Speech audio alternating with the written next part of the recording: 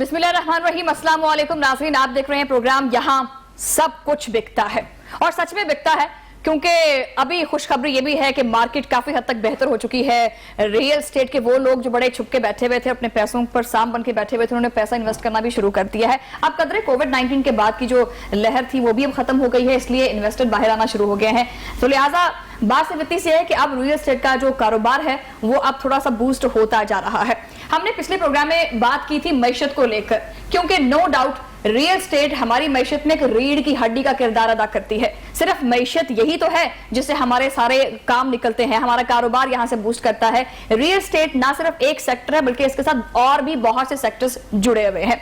लिहाजा इस प्रोग्राम में भी हम गुज़श्ता प्रोग्राम की तरह मैशत को ही डिस्कस करेंगे कि मैशत और कितनी बेहतर होने जा रही है, आया कि बेहतर हो भी रही है या सिर्फ कागज़ी रिकॉर्ड के लिए बातें की जा रही हैं। ज़िशान खलील साहब, तौसीफ इकबाल साहब हमारे साथ हैं, आर्किटेक्ट हैं, और एक बड़ा इंपॉर्टेंट फैक्टर होता है सेल्स एंड मार्केटिंग का, जिसमें खास तौर पर जो रियल एस्टेट के लोग होते हैं, अब तक तो सारा जो काम है वो मार्केटिंग पे डिपेंड करता है। शहरिया रजा साहब जो कि सेल्स एंड मार्केटिंग एक्सपर्ट है।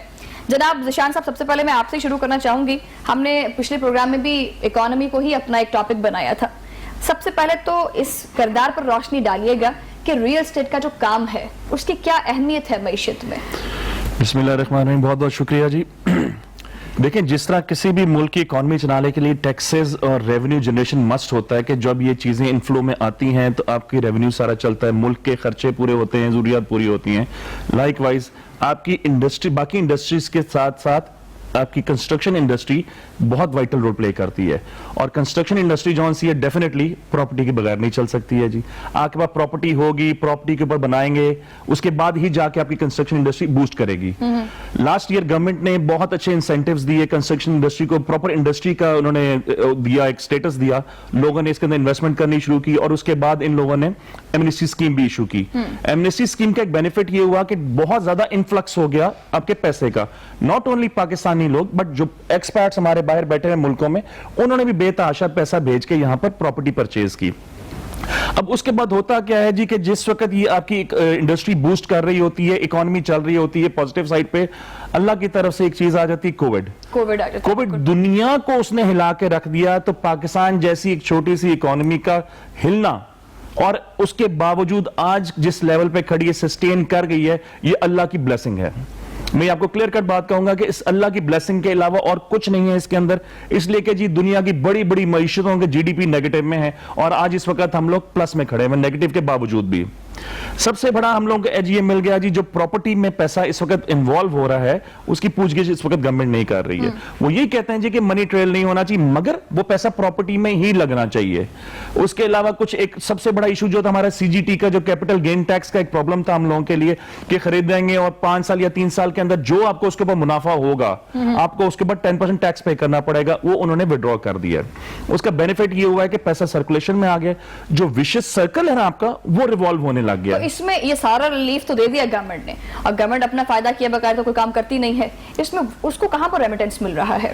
देखें जी, जो एक्सपर्ट्स आपके बैठे हुए हैं वो आपको रेमिटेंसेस भेज रहे हैं, उससे आपके रिजर्व्स इंक्रीज हो रहे हैं। ये एक बहुत बड़ा एज मिल रहा है। आप ये देखेंगे पिछले महीने जो आपके रिजर्व्स बढ़े हैं उसमें मैक्सिमम जो इनफ्लो था बाहर बैठे हुए लोगों ने आपको भेजा था, मैक्सिमम पैसा वहां से आप लोगों को जनरेट हुआ है। ये चीजें काउंट करती हैं। प्लस उसके अलावा जो सबसे बड़ा आपको एज होता है, जब ये पैसा रिवॉल्व होता है ना, मकसद होता है रिवॉल्व करना। यहां मैं छोटी सी एक एग्जांपल आपको दूंगा। चाइना में चाइनीज न्यू ईयर होता है, 1 महीने के लिए तकरीबन ना वो लोअर से अपर तक जाते हैं, मतलब 30 डेज, 25 डेज, 20 डेज, 10 डेज के लिए अपना मुल्क बंद करते हैं डिफरेंट सेक्टर्स के अंदर। For what reasons? ताकि पैसा सर्कुलेट करे। जब पैसा सर्कुलेट करता है, इकोनॉमी बूस्ट करती है आपकी, और जब इकोनॉमी बूस्ट करेगी तो ऑटोमेटिकली डायरेक्टली इनडायरेक्टली गवर्नमेंट को टैक्सेस मिलते हैं, गवर्नमेंट का बेनिफिट होता है।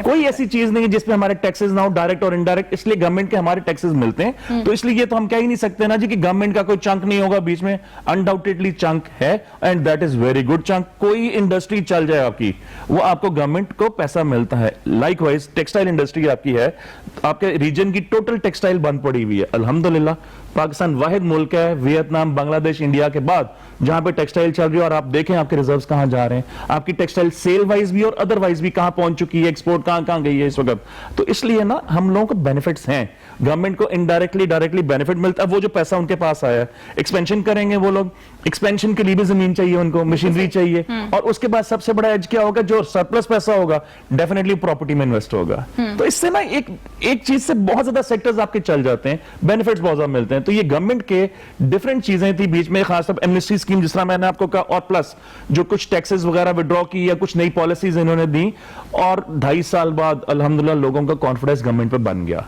तो ये चीजें बातें हुई सारी, ये बात है जी। अच्छा शहरियार रजा साहब, ये बताइएगा कि ये जो चंक की बात की गई है, ये चंक का ग्राफ जो है कोविड-19 से पहले कितना ऊपर गया और कोविड के बाद कितना ये नीचे गिरा है, और अभी करंट सिचुएशन कहां पर जा रही है इस चंक ग्राफ की? जी बिस्मिल्लाहिर्रहमानिर्रहीम। सबसे पहले तो आपका शुक्रिया कि आपने मुझे इनवाइट किया और इस टॉपिक पे बात करने का मौका दिया। जी, कोविड से पहले सिचुएशन मार्केट की टोटली डिफरेंट थी, और कोविड के बाद अल्हम्दुलिल्लाह जिस तरह हमारे खान साहब की अच्छी और बेहतर पॉलिसीज की वजह से हम जिस हद तक कोविड पे काबू पाने की कोशिश की और कर चुके हैं, उससे मार्केट को बड़ा बूस्ट मिला है।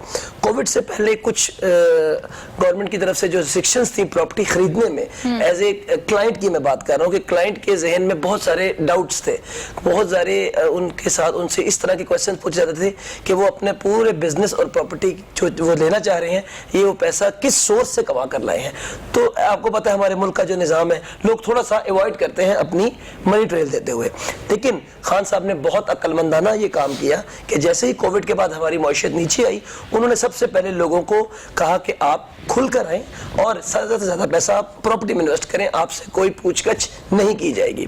इससे पहले भी जो पूछताछ के सवाल थे, मैं समझता हूँ उसका प्रॉपर्टी के लेन देन से कोई ऐसा फर्क नहीं था, क्योंकि पाकिस्तान का जो बिजनेसमैन है जिसने पाकिस्तान से पैसे कमाए हैं या बेशक चाहे ओवरसीज से भी कमाए हैं, वो लगाना पाकिस्तान में ही चाहता है, लेकिन वो चाहता यह है कि उसका पैसा एक तो सेफ जगह पे लगे, और जिस सोर्स से भी उसने ये पैसा जनरेट किया है वो उससे इतना ज्यादा ना क्वेश्चन आइज पूछे जाएं कि वो एकदम घबरा के तो प्रॉपर्टी में इन्वेस्ट ना करे। तो खान साहब ने आते ही इन क्वेश्चंस को फुल स्टॉप किया और उन्होंने इन्वेस्टर को खुल के कहा कि अब आप आएं और प्रॉपर्टी खरीदें। और कोविड से पहले और कोविड के बाद अल्हम्दुलिल्लाह इस वक्त प्रॉपर्टी के पाकिस्तान में हालात बहुत बेहतर है। हालात बहुत बेहतर है। अच्छा तौसीफ इकबाल साहब, कितने हालात बेहतर हैं? आपकी मांग मार्केट में बढ़ गई है या नहीं? जी डेफिनेटली फ़र्क तो आया। अस्सलाम वालेकुम। वालेकुम सलाम। डेफिनेटली फ़र्क तो आया आर्किटेक्चर बिजनेस में, क्योंकि जितने ज़्यादा इस टाइम जो इन्वेस्टर्स हैं वो लोग प्लॉट्स खरीद रहे हैं, और उतना ही हमारे उसमें आर्किटेक्चर में मार्केट में काफ़ी ज़्यादा फ़र्क आया है।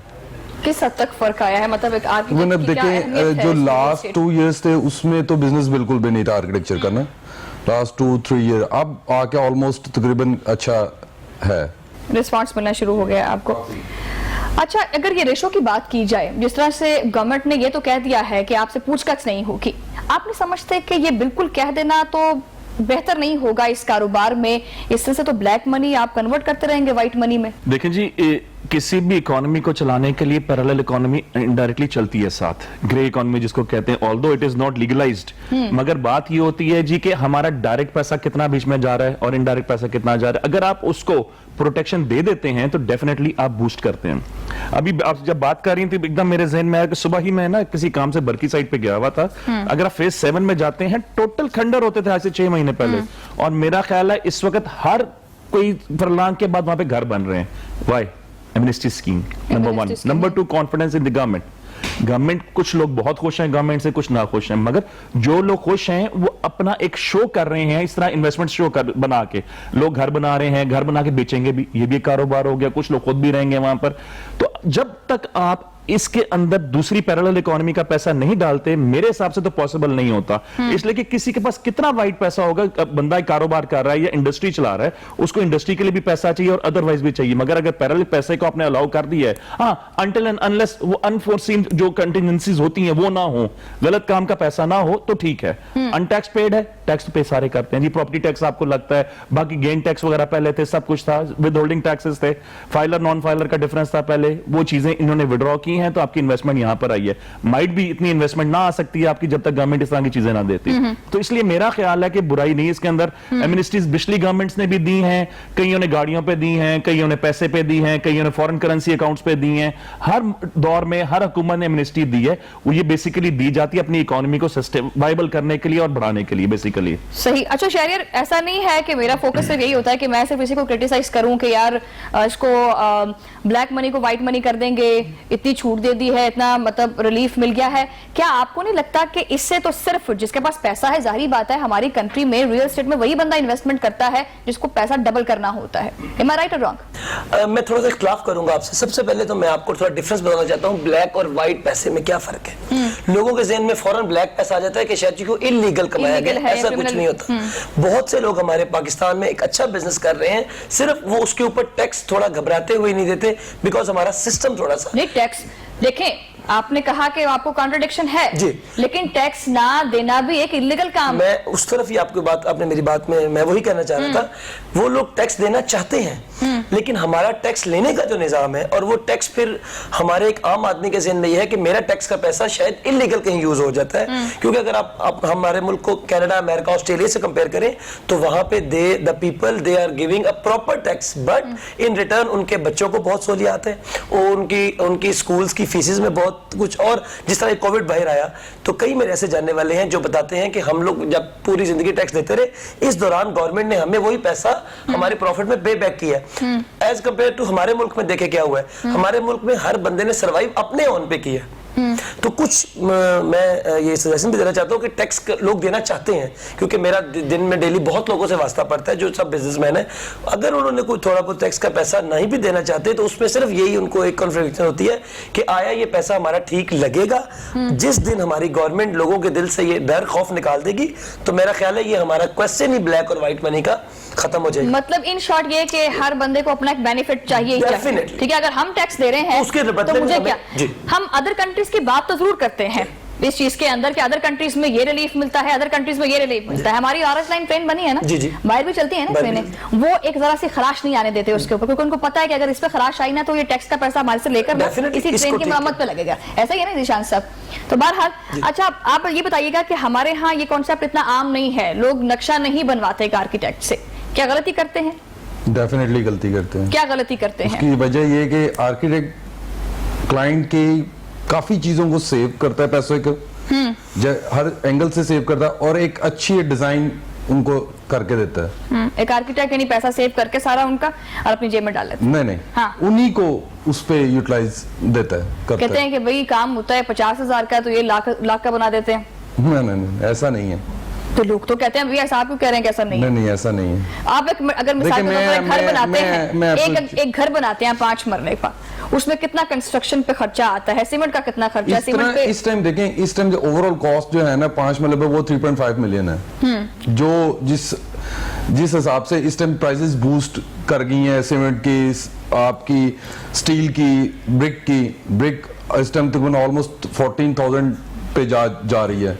स्टील जो है वो 140-45 पे चला गया, और अभी नई न्यूज आ गई कि नेक्स्ट वीक में 152 पे चला जाएगा। तो इस चीज से जब ये चीजें महंगी होंगी तो प्राइसेस, जो कंस्ट्रक्शन प्राइस है वो ऊपर जाएगी। कंस्ट्रक्शन प्राइस ऊपर जाएगी। सर जिसान साहब, मैं ब्रेक लेना चाह रही हूँ, उसके बाद हम बात करेंगे इसके ऊपर, क्या गवर्नमेंट को जो है ना मटेरियल के ऊपर भी कुछ सोचना चाहिए? जी, डेफिनेटली सोचना नाज़रीन, चाहिए। इसमें बात करेंगे इस ब्रेक के बाद।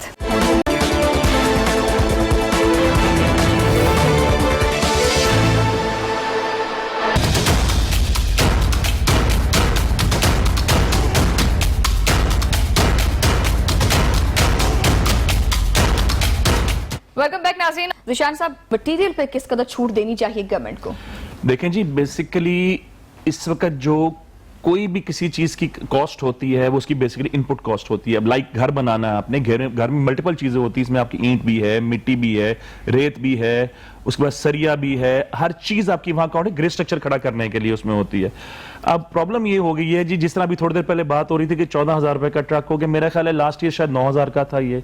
तो इसमें ऐसी क्या रातों रात चेंज आ गई कि 9,000 से 14,000 पे चली गई है। सबसे बड़ा इफेक्ट इसके अंदर आया है जो आपकी इकोलॉजी का है, कि वो कहते हैं एनवायरनमेंट खराब नहीं होनी चाहिए भट्टों की वजह से जो आपका धुआं फैलता है। अब उस चीज को अब अपनी डिफरेंट तरीके से ब्रिक लेइंग सारी दुनिया में हो रही, मशीन्स लगी हुई हैं, आप पाकिस्तान में भी लगा सकते हैं। उसका मतलब ये तो नहीं ना जी कि 9,000 वाली चीज 14,000 में चाहिए। गवर्नमेंट को ये देखना चाहिए, नंबर 1। नंबर 2, बेतहाशा नए सीमेंट प्लांट्स पाकिस्तान के अंदर आए हैं और मजीद आ भी रहे हैं। जितने सीमेंट प्लांट्स हैं तकरीबन उनकी अपनी जनरेशन भी है पावर की, तो उसमें ऐसी क्या उनकी इनपुट कॉस्ट ऐसी इंक्रीज करके अदर देन उनकी जो इंपोर्टेड मटेरियल होता है, बाकी बाकी सारा तो पत्थर ही ना जो पहाड़ों से डेमोलिशन करके वो उठाते हैं वहां से और सारा सीमेंट वगैरह बनाते हैं। ये दो चीजें होगी। तीसरी चीज बनती है सरिया। सरिये में जो सबसे बड़ी इनपुट कॉस्ट है वो आपकी बिजली है। बिजली हमारे सेक्टर को अगर आप देखें, हमारे रीजन में इंडिया, बांग्लादेश, वियतनाम वगैरह अगर देखते हैं ना, वी आर दी एक्सपेंसिव। हम लोग एक्सपेंसिव हैं। तो जब तक हम अपनी जो एनर्जी कॉस्ट को हम कर्टेल नहीं करेंगे, कम नहीं करेंगे, हमारी इनपुट कॉस्ट कम नहीं होगी। फ्यूल हमारे पास की क्या पोजीशन है जी? हम लोग बहुत खुश हैं, 3 साल की डेफर्ड पेमेंट पे ले लिए। भाई पैसे तो देने हैं ना, अल्टीमेटली पैसे देने हैं। ये चीजें आपने अपनी कॉस्ट में डालनी होती है। ये एनर्जी जितनी भी है ना आपकी, जिसमें आपकी बिजली है, गैस है, आपका पेट्रोल है, फ्यूल, ये चीजों को अगर आप अपनी कॉस्ट को कम कर लेंगे तो डेफिनेटली जो 35 लाख वाली कॉस्ट बताई है इन्होंने, वो कम होकर 28 से 30 लाख पे आ जाएगी। दैट मींस 20% नीचे आ जाएगी।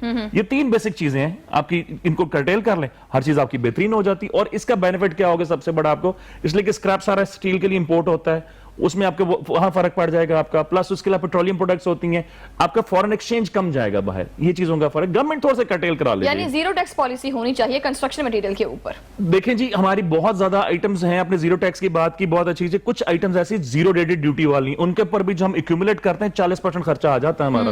तो जीरो रेटेड ड्यूटी का हमें बेनिफिट क्या है? 2, 4, 5% जो लेना फिर ले लें आप। हमारा 17% सेल टैक्स, 6% सेल टैक्स है, इनकम टैक्स है, हमारा एडिशनल कस्टम ड्यूटी है, सब कुछ है। दे दो आगे 0% ड्यूटी में मैं आपको बता रहा हूं कि 40% हम लोगों को खर्चा देना पड़ता है।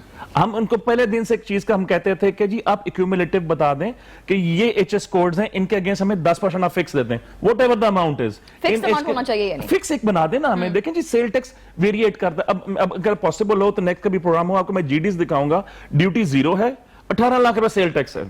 सेल टैक्स सारा हमसे एडवांस में लेते हैं ये लोग।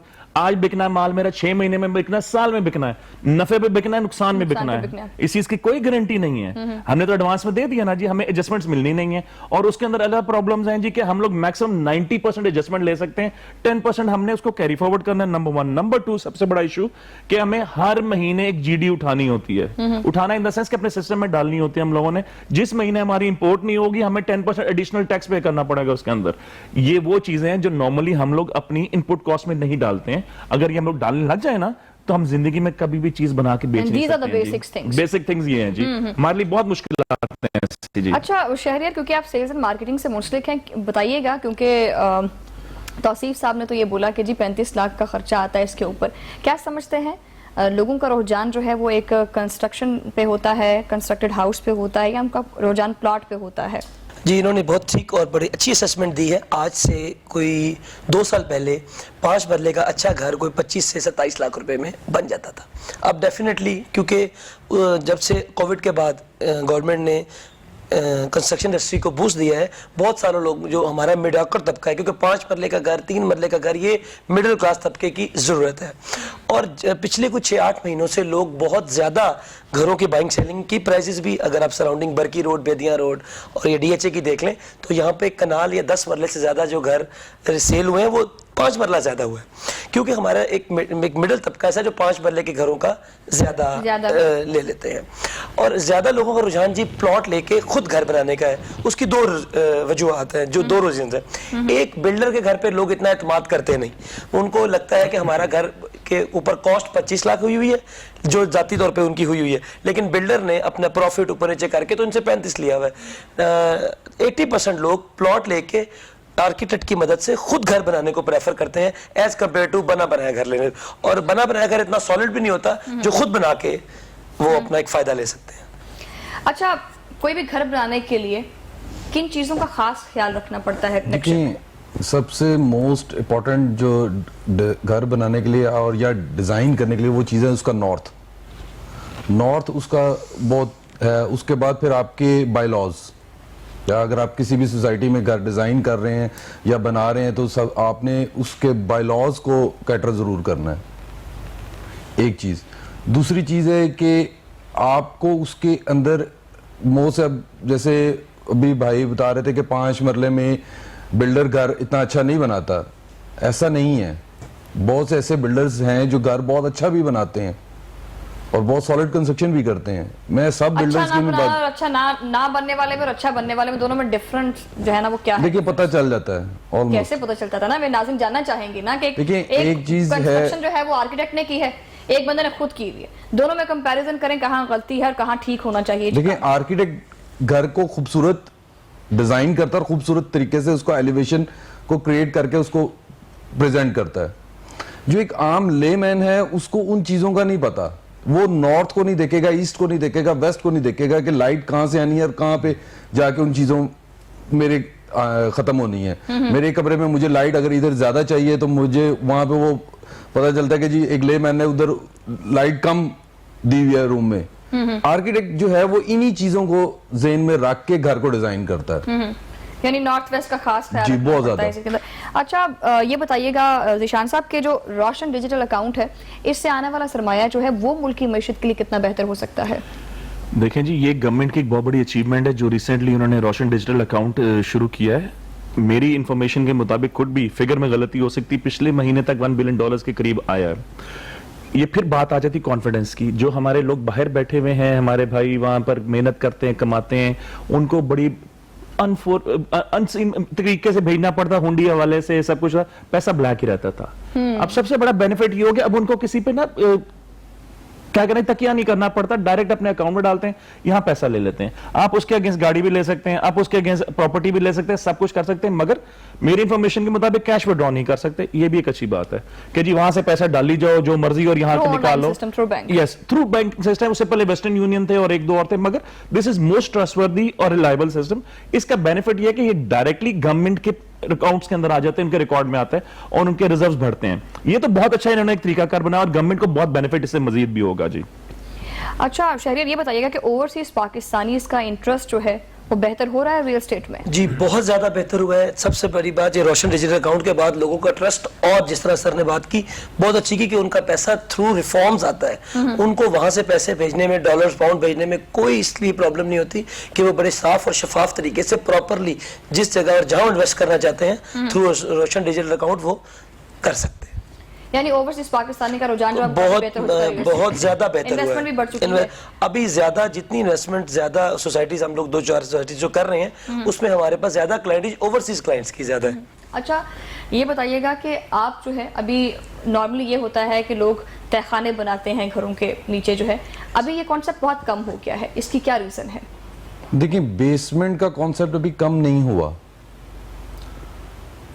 पहले आप अगर लास्ट 6 मंथ में चलें जाए तो डीएचए में बहुत ज्यादा ऐसे घर मैंने ही डिजाइन किए हैं जहाँ पे लोग स्विमिंग पूल्स और इन चीजों में बेसमेंट को यूटिलाइज करते थे। अब जरा कुछ डेंगू और इन चीजों की वजह से रिस्ट्रिक्शंस आ गई हैं कि जी आपने स्विमिंग पूल नीचे नहीं लेना, शायद उसकी वजह से भी थोड़ा सा इफेक्ट आया है। लेकिन ये अगर आप कहें कि बेसमेंट बिल्कुल ही है खत्म हो गई तो वो नहीं है, ऐसा नहीं है। बेसमेंट के क्या फायदे होते हैं रखने के? बेसमेंट के फायदे, आपकी स्पेस कैपेसिटी इंक्रीज हो जाती है और आपका जो अंदर कह लें कि आप को एक अच्छी अकोमोडेशन नीचे लो लेवल पे मिल जाती है।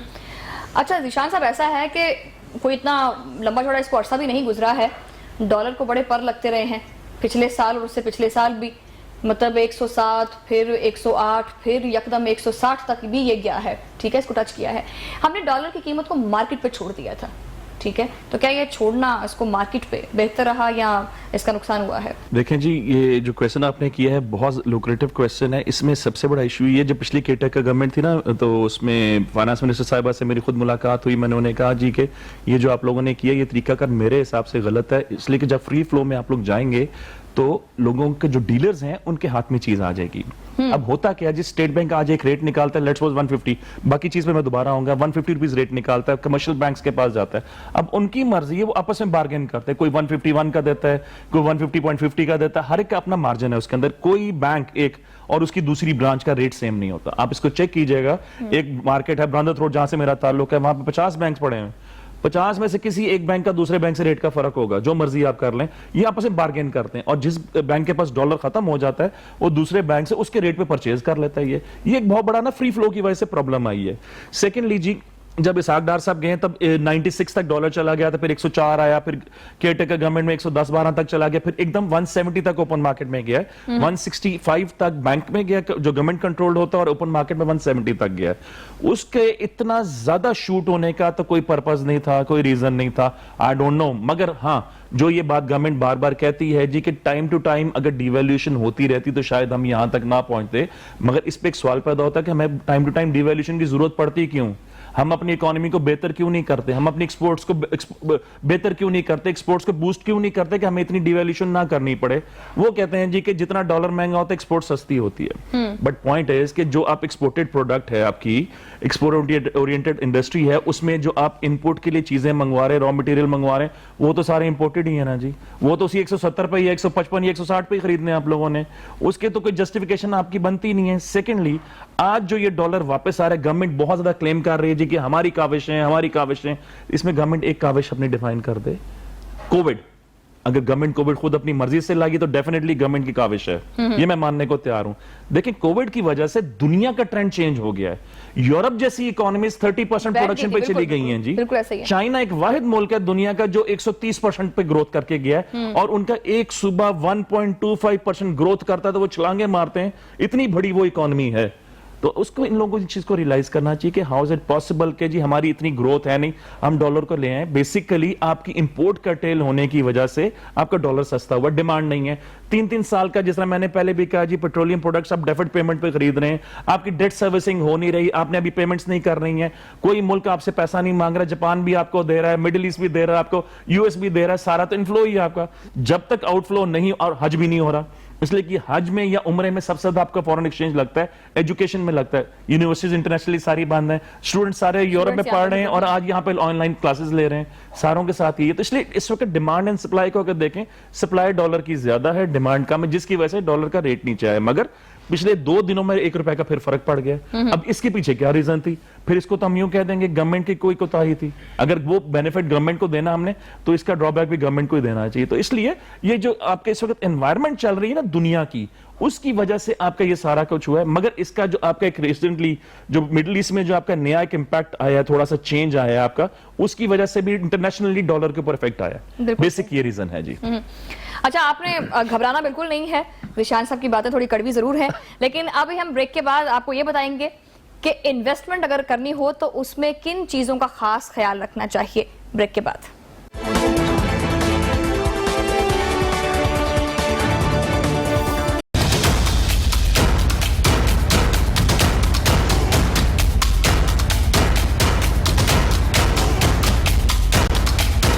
वेलकम बैक नाज़रीन। और ब्रेक से पहले हमारी बात ये हो रही थी कि हम शहरियार साहब से ये पूछेंगे कि इन्वेस्टमेंट अगर करनी हो तो किन बातों का खास ख्याल रखना चाहिए। जी मोस्ट इंपॉर्टेंट थिंग, जब भी हम इन्वेस्टमेंट के लिए सोचते हैं तो सबसे पहले हम अपना वो तमाम कंसर्न इदारों से अप्रूव्ड हो। लाहौर के अंदर की अगर प्रॉपर्टी है तो वो LDA से अप्रूव्ड होनी चाहिए, DHA की है तो वो DHA ऑफिस से अप्रूव्ड होनी चाहिए, और तमाम कंसर्न इदारों से अप्रूव होनी चाहिए। क्योंकि पिछले कुछ 2-3 साल में जो मैं रुझान देख रहा हूँ, हमारा मिडिल क्लास तबका प्रॉपर्टी फील्ड में इन्वेस्टमेंट कर रहा है थ्रू इंस्टॉलमेंट प्लान्स। हर बंदे के पास एकदम देने को 2-2.5 करोड़ रुपया शायद ना हो। अब काफी सोसाइटी इस तरह की आ गई हैं जो सिर्फ डाउन पेमेंट पे 10 to 20% रिमेनिंग अमाउंट आपने इंस्टॉलमेंट की मद में 2 से 3 से 4 सालों में, इतनी देर में सोसाइटी के ऑनर्स को भी डेवलपमेंट करने का टाइम मिल जाता है, और जो बायर होता है वो भी अपनी इकसात की सूरत में अपना प्लॉट रिजर्व करवा सकता है। फायदा 2-3-4 साल बाद ही होता है। लेकिन देखने की सबसे बड़ी चीज ये है कि जो भी जिस जगह पे भी आप इन्वेस्ट कर रहे हैं, वो सोसाइटी अगर लाहौर के अंदर है तो लाहौर के इदारों से, अगर पाकिस्तान किसी भी शहर में है तो तमाम कंसर्न अथॉरिटी से अप्रूव्ड हो। और ये आजकल ऑनलाइन सिस्टम है, पता करना कोई मुश्किल काम नहीं है। जब मैंने जब पूछा तो जवाब में इन्होंने कहा ना कि बजट पे डिपेंड करता है, और बड़े आराम से तसल्ली से उन्होंने कहा कि 1 करोड़ रुपए, मतलब 1 करोड़ रुपए की तो अहमियत ही कोई नहीं है, मतलब आम सी। अगर आप देखना चाहें, अगर आप प्रॉपर्टी की मार्केट में निकले तो आप यकीन करें कि 1 करोड़ रुपए एक आम नॉर्मल आदमी के पास भी है इन्वेस्ट करने के लिए। ये अब एक नॉर्मल बंदे को 1 करोड़ रुपया है। 1 करोड़ रुपया हमारी इस मार्केट में आजकल कोई इतना वैल्यू नहीं रखता। आप नॉर्मल बंदे की डेफिनेशन ले लीजिए ना। जी, नॉर्मल बंदे की ये डेफिनेशन है जिसको इन्वेस्टमेंट का और प्रॉपर्टी का आउटपुट का पता है। 1 करोड़ रुपया अभी आजकल इस मार्केट में इस वक्त क्यों, इसकी मैं 2 रीजन है मेरे पास। क्यों? एक तो लोगों को प्रॉपर्टी में इन्वेस्ट करके उसको अच्छी बेहतर तरीके से लगा के उसका रिटर्न गेन करना आ गया है।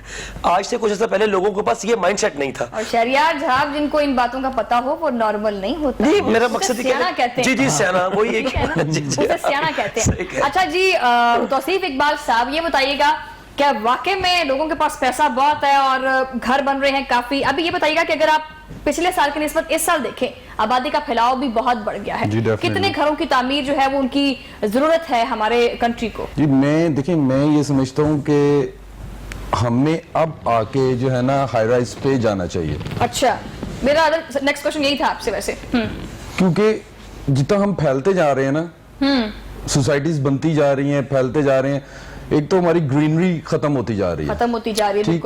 बिल्कुल। This is wrong. मैं बीइंग आर्किटेक्ट मैं अगेंस्ट हूँ, क्योंकि हालांकि मेरा तो बिजनेस ही यही है ना कि आप सोसाइटीज डिजाइन करनी है, घर डिजाइन करने हैं, लैंडस्केप डिजाइन होना चाहिए, रोड्स डिजाइन प्रॉपर वे में होनी चाहिए। लेकिन नहीं, जब आप बिल्डिंग्स अपार्टमेंट्स में चले जाएंगे ना, तो आपकी चीजें स्क्वीज होना शुरू हो जाती हैं। आपको ग्रीन एरिया ज्यादा मिलना शुरू होता है, आपकी फर्टिलाइजर ज्यादा मिलना शुरू हो जाती है आपको, और आप इतना फैलाव आपका नहीं बनता। जिस तरह अभी आप लाहौर को देखें, लाहौर कहां तक चला गया, बिल्कुल, जबकि पहले लाहौर इतना नहीं था। मेन रीजन ही यही है। एक चीज के अब डीएचए को देख ले, डीएचए बिल्कुल एंड बरकी क्रॉस कर गया हुआ है। यही अगर डीएचए हाई राइज में चला जाता, अपार्टमेंट्स में चला जाता, तो शायद नहीं इतना तो हाई राइज दूर बिल्डिंग का नहीं कॉन्सेप्ट जाता। आ रहा है अब तो हम देखिए, ऑलमोस्ट हमारे पाकिस्तान में ना एक प्रॉब्लम, पंजाब में खासकर एक प्रॉब्लम ये है, सबसे बड़ी ये है कि लोगों को अभी अवेयरनेस नहीं है अपार्टमेंट्स में रहने की। उसकी रीजन ये है कि क्योंकि वो कहते हैं कि जी ना जमीन हमारी है ना छत हमारी है। Basically this is the This is the mindset, point। obviously, ये बिल्कुल हाँ। ठीक बात की उन्होंने। जिम्मेदार माइंडसेट। जिम्मेदार माइंडसेट है ना कि नहीं जी, ना तो हम तो हवा में खड़े हैं, जबकि ऐसा नहीं है। आप कैसे? overall- अभी हमने देखें, कल्टीवेशन ऑफ माइंड बड़ी इंपॉर्टेंट चीज होती है, ठीक है? माइंड बनाना किसी चीज का बड़ा इंपॉर्टेंट होता है। किस तरह से लोगों का माइंड इस तरफ बनाया जा लेकिन सकता है जब कि तक हम आप हाई राइज बिल्डिंग्स बिल्डिंग में कन्वर्ट हो जाए? लेकिन जब तक आप बिल्डिंग्स बनाएंगे नहीं, लोगों को उसके इफेक्ट्स बताएंगे नहीं, लोगों को कैसे अवेयरनेस आएगी? बहुत सी बिल्डिंग्स बन रही हैं, हाई राइज बिल्डिंग्स तो अब धड़ाधड़ बनती जा रही हैं। अपार्टमेंट्स से नहीं, अपार्टमेंट्स तो अभी गिने चुने बन रहे हैं। प्रॉपर अभी तो अपार्टमेंट इतने तो बन भी नहीं रहे हैं ना। अगर आप ओवरऑल लाहौर में देखें तो कितने नंबर ऑफ अपार्टमेंट्स, बिल्डिंग्स कितनी है जो इस टाइम खड़ी हैं, और कितने ऑक्यूपाइड हैं। आप निशात को ही ले लें, निशात का ये जो जेल रोड पे बना हुआ है, 5 करोड़ रुपए का अपार्टमेंट है, 2 बेड का। अब एक 5 करोड़ का, यहाँ पे इनकी बात है कि एक बंदा, मैं ही हूं, मैं थोड़ी देर के लिए ये जरूर सोचूंगा कि यार मैं 5 करोड़ का अपार्टमेंट जो है 3rd फ्लोर पे जाके ये तो लूंगा। आप झूठ बोल रहे हैं, आप बाकी रहना 5 करोड़ पे तो अभी आपके अकाउंट में पड़ा होगा वैसे डेफिनेटली। अच्छा शायद साहब ये बताइएगा कि जिस तरह से हाई राइज बिल्डिंग की बात तो हो रही है, क्या समझते हैं इस कॉन्सेप्ट को किस तरह से गवर्नमेंट बेहतर कर सकती है? हम किस तरह से लोगों को इस तरफ लेकर आ सकते हैं? मैं इन्हीं की बात को सेकंड करूंगा। पंजाब में ये काफी मुश्किल काम है। पंजाब नहीं, के मुश्किल लोगों नहीं है जी, मुश्किल नहीं है। देखिए, पंजाब में जितना बिजनेस सिस्टम पंजाब में हो रहा है ना, उसके बाद आई थिंक कराची में हो रहा होगा। मैं हाई-राइज बिल्डिंग्स की बात करूं, अभी मैं लास्ट 2 वीक्स पहले कराची विजिट किया था। कराची में लोगों का माइंडसेट ही अपार्टमेंट बिल्डिंग्स का है। उसकी मैं रीजन बताना चाह रहा हूं कि पंजाब में लोगों का माइंडसेट क्यों नहीं है। वही इनकी वाली बात बिल्कुल ठीक है, और आमतौर पर जो मेरे पास भी क्लाइंट्स आते हैं, अपार्टमेंट का तो वो नाम लेना नहीं चाहते। अगर मैं कभी उनके आगे कोई अच्छी ऑफर रखूं भी, तो वो कहते हैं जी इसको साइड पे कर देना, जमीन अपनी ना आसमान अपना। ये पंजाब के लोगों की थोड़ा माइंडसेट, कराची हो गया, दुबई हो गया, उन जगहों पर लोगों का माइंडसेट ही अपार्टमेंट्स बिल्डिंग है। यहाँ पे आपने जो सवाल किया था कैसे किया जा सकता है, मैं उसका जवाब आपको देता हूँ। क्योंकि हमारे जो पंजाब में लोगों का लिविंग स्टाइल है ना, वो जरा खुले घरों में रहने का है। एक फैमिली है, हस्बैंड वाइफ है, उनके कम से कम 2 से 3 बच्चे होते हैं। फिर हमारा ज्वाइंट फैमिली सिस्टम है, ऑफ कोर्स माँ बाप बहन भाई भी साथ होंगे। अब बताएं how they can manage in 2 bedroom apartment in family. हाँ, वो 5 से 7 मरले के घर में एक लॉन बना के 2-3 एक बेडरूम नीचे, ड्राइंग टीवी लाउंज, एक मतलब वाइड कंस्ट्रक्शन प्लॉट में हो जाती है, और अपार्टमेंट से कम पैसों में। तो पंजाब में थोड़ा सा टाइम लगेगा, मुश्किल नहीं है, लेकिन पंजाब में बूस्ट करते हुए अपार्टमेंट बिल्डिंग, आप जितनी भी हाई-राइज बिल्डिंग लाहौर में देख लें, एमएम आलम पे देख लें, गुलबर्ग में देख लें, डीएचए में गिनती के 2 अपार्टमेंट बिल्डिंग उन्होंने बनाने की कोशिश की थी, बनी भी, बट उनका वो फ्लो नहीं है जो अब लैंड सोसाइटीज का है। उनकी तरफ अगर 10 दिल्ली के क्लाइंट्स है तो एक आधा उसके बारे में जानना चाहेगा, बाकी जो 9 है वो हमेशा हमारे पास प्लॉट की सूरत में आता है। क्योंकि लोगों का, मेरा डीलिंग पूरा दिन लोगों के साथ माइंडसेट के साथ ही है, तो लोगों का घरों में रहने का माइंडसेट है एज कम्पेयर टू। सॉरी आपकी बात काट रहा हूँ, जैसे अभी एलडीए ने एक इसमें से शिक उठा दी हुई है कि आप अगर आपका 17 कनाल का प्लॉट है तो आप नो लिमिट बिल्डिंग बना सकते हैं ना। अब तो 10 मरले पे भी आपको परमिशन है जी, 10 मरले पे आप 60 फीट हाइट पे आप जा सकते हैं। पहले 72 थी, DHA में 60 फीट हाइट पे आप नहीं जा सकते थे जो एलडीए के लॉज के मुताबिक।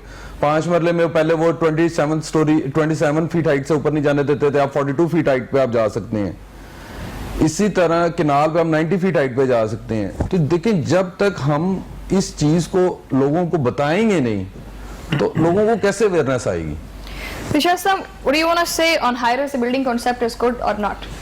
देखें जी, मैं अगर मेरा माइंड सेट आप लेंगे तो मेरे हिसाब से तो नहीं है। जिस तरह अभी डिस्कशन के दौरान बात हुई कि जी 50 मिलियन का एक आपका अपार्टमेंट है, तो why not to go for 8 महला हाउस। फिर बात हुई जमीन आपकी है, जमान अपना, डबल स्टोरी आपके पास है, 4 बेडरूम हाउस है, गैराज भी है, छोटा सा लॉन भी है, बच्चे खेलेंगे भी, शाम का बाहर बैठ के चाय भी पी लेंगे। तो 2 बेडरूम अपार्टमेंट में 550 मिलियन नहीं, क्या तो करेंगे अगर आप? हाई-राइज बिल्डिंग की कंस्ट्रक्शन ही उसका बनाए, उसको इस तरह से जाए जिस तरह से, ये तो नहीं होता कि आप सिर्फ अपार्टमेंट बना दिया, उसमें कोई लॉन नहीं है, कोई कुछ नहीं है, तमाम तरह की फैसिलिटीज दी जाती हैं जब हाई-राइज बिल्डिंग का कांसेप्ट रखा जाता है। बेसिकली जो ये हाई-राइज बिल्डिंग्स होती है that is a society, small society, जिसमें 15, 16, 20 अपार्टमेंट्स होते हैं, उनकी सारी फैसिलिटीज कंबाइंड होती हैं। वेयरएज जब आप अपना घर 5 या 8 मरले के लिए दैट इज सेमी डिटैच्ड और फुल डिटैच्ड, उसमें हर चीज आपकी अपनी होती, प्राइवेसी होती है। यहाँ आप सब में से निकल के जाएंगे, बिल्डिंग की लिफ्ट यूज करेंगे, वही पार्क यूज करेंगे, वही आपके गैराज का एरिया यूज होगा, सब कुछ होगा। देयर इज अ डिफरेंट, हमारे यहाँ माइंडसेट का बहुत डिफरेंस है। अगर थोड़ा सा बैक चले जाएं, पिछली गवर्नमेंट में ये जो अभी बात हो रही थी निशात के अपार्टमेंट्स की, क्यों डिले हुए 5-7 साल? पिछली गवर्नमेंट ने इजाजत नहीं दी थी इनको बनाने की, due to so many reasons कि जो दरख्त भी कटेंगे, ये भी होगा। और इसके अलावा लाहौर में 2-3 और लोकेशंस में बहुत हाई राइज अपार्टमेंट्स बने हुए हैं, एंड आई एम श्योर कि मेरे ख्याल 10 या 20% ज्यादा नहीं लगे होंगे। हमारे यहाँ पे पंजाब में कॉन्सेप्ट नहीं है, ये कॉन्सेप्ट वहां ज्यादा होता है। इंडिया में बहुत बड़ा कॉन्सेप्ट है ये आपके सिंध साइड पे कॉन्सेप्ट है। Why? There the land is very expensive. अगर आप पैरिटी चेक करें ना सिंध की प्राइसेस की, Karachi with Lahore is far cheaper than Karachi in terms of prices. तो वहां पे फर्क पड़ता है। वहां पर आप एक केनाल के अंदर 50 फैमिलीज को रख लेते हैं, यहाँ पे एक केनाल में एक फैमिली रह लेती है। बहुत बड़ा फर्क है। जो पोर्ट कासिम अथॉरिटी की जो प्राइसेस है ना वहां पर केनाल की, आपकी लाहौर से डबल ट्रिपल चली जाती हैं। ये बहुत बड़ा फर्क है। ये चीजें काउंट करती हैं बहुत ज्यादा, अनटिल एंड अनलेस कोई एक्स्ट्रा ऑर्डिनरी इंसेंटिव मिले लाहौर में आके। अब बात है जी, मैं फेज 7 में 3 करोड़ का लेट्स सपोज प्लॉट लेता हूं मैं, तो मैं क्यों 2 करोड़ पर लगा के पूरा एक केनाल के घर क्यों ना बना लूं? 5 छोटे से फ्लैट में 2 बेडरूम, 2 मरले का 3-5 मरले का होगा। Why should I go to that? ये बात होती है जी। अच्छा, कहा जाता है कि जिस कंट्री में जितना बड़ा नोट होता है वो कंट्री उतनी गुर्बत में होती है। Am I right or wrong, sir? Very right. आप इसको देख लें, सारी इकोनॉमीज को देखें, सारी इकोनॉमीज जो है वो बैठ जाती है। अब जितना बड़ा नोट होगा, जारी बात है उस मुल्क की गुर्बत उतनी ही ज्यादा होगी। अब शहबाज़ादी की तरफ से जो है ना वो हुकूमत को तजवीज ये दी गई है कि आप 5000 का नोट बंद कर दें। इसका फर्क पड़ेगा मईशत को? शबर साहब ने अपने टाइम पे भी किया था, ये चीज निकाली थी मगर नहीं हुई। इससे पहले थोड़ा सा और रिकॉल करते हैं चीजों को, 1 लाख रुपए का ट्रैवलर्स चेक होता था, वो बंद किया गया था। वो इसलिए नहीं बंद किया गया था इकोनॉमी के ऊपर आपके असर हो रहा है, वो इसलिए बंद किया गया था, फेक बहुत ज्यादा मार्केट में आ गई थी। 5000 का नोट ये बंद करें। ये बात श्योर है कि दुनिया में जितनी डिनोमिनेशन बढ़ी होगी उतनी आपकी जो है ना इकोनॉमी स्क्वीज होती जाएगी। आप इंडोनेशिया देख लें, दूसरे मुल्क देख लें, लाख रिंगिट का उनका है, सॉरी लाख इंडोनेशियन रुपी का उनका नोट है। उस तरह डिफरेंट कंट्रीज में देखें, मगर कितनी बड़ी टूरिज्म है उनकी, कितनी इकोनॉमी उनकी बड़ी है, बट स्टिल वहां पर ये इश्यूज होते हैं। तो अगर ये 5000 का let's suppose, this is for the ease of the businessman. अब इसको आप, मैं खैर ये टीवी पे बात करने वाली तो है नहीं, इतना पैकेट होगा तो 50 लाख का होगा। हमारे लिए कैरी करना कारोबारी लोगों के लिए आसान होता है, आसान होता है। आप ये चीज देखें, सिर्फ डिनोमिनेशन से बहुत फर्क पड़ता है जी। आपने 10 पैकेट रख लिए, 50 लाख रुपए आपके पास हो गया। आप डॉलर अगर आपके पास है तो 1 पैकेट 16 लाख रुपए का हो गया। ये फर्क होता है। अब पाउंड आप देखें, मेरे ख्याल 20 से बड़ा पाउंड नहीं है, कितनी स्ट्रॉन्ग इकोनॉमी उनकी। ये चीजें बहुत काउंट करती हैं। अगर 5000 कम कर डिनोमिनेशन 1000 या 2000 में ही रखें, is not bad at all. अच्छा, एक टाउन प्लानिंग है सोसाइटी की रियल एस्टेट में। आपको पता है सोसाइटीज के अंदर लोगों का रुझान ज्यादातर यही होता है कि वो सोसाइटी हमें सोसाइटीज कैसी प्रोवाइड कर रही है, बिजली गैस है या नहीं है, ऑब्वियसली क्या फैसिलिटीज दे रही हैं उसके। बिल्कुल ऐसा ही है। तो कमर्शियल सेक्टर जो होता है वो किसी भी सोसाइटी के लिए कितना इंपॉर्टेंट होता है? बहुत इंपॉर्टेंट है जी। डेफिनेटली जो लोग वहां पे रहेंगे उनकी कमर्शियल एक्टिविटी तो उनको चाहिए होगी, उनको ग्रोसरी की भी जरूरत है, उनको रोजमर्रा की, क्योंकि अब जो गेटेड कम्युनिटीज बन रही हैं ज्यादा, जिस भी रोड पे आप चले जाए 8-10 वहां पे गेटेड कम्युनिटीज हैं। गेटेड कम्युनिटी का मतलब यही है कि उस गेट के अंदर आपको आपको दुनिया की हर फैसिलिटीज मिल जाती है, जिसमें आपका हॉस्पिटल है, आपकी ग्रोसरी है, आपके स्टोर्स हैं, आपकी काफी चीजें। तो मैं समझता हूँ बड़ा इंपॉर्टेंट फैक्टर है हर सोसाइटी के अंदर कमर्शियल एक्टिविटी का। अच्छा तौसीफ साहब, ये बताइएगा कि जिस तरह से आपने हाई राइज बिल्डिंग की ही बात की थी, ठीक है, अभी जैसे कि 3 मरले और 5 मरले के घर बनते जा रहे हैं, इसमें जो गवर्नमेंट की भी जो हाउसिंग स्कीम है उसके अंदर भी लोगों का रुझान काफी तेज हो रहा है या नहीं हो रहा है, या लोग यही चाहते हैं कि बस हम अपनी जमीन अलग से लें और अपना ही घर तामीर करें तो बेहतर होगा? गवर्नमेंट के उसमें तो भी मुझे आइडिया नहीं है, लेकिन जो प्राइवेट सेक्टर में जो 3 मरला 5 मरला है उसमें तो बहुत ज्यादा है। देखिए जैसे मैं भी आपको बता देता हूँ, इस साइड पे कनाल रोड पे चले जाएं तो वहां पे भी 3 मरला कैटेगरी जो है वो बहुत ज्यादा स्पीड अप है, क्योंकि उसकी रीजन ये कि 3 मरले का क्लाइंट ज्यादा है।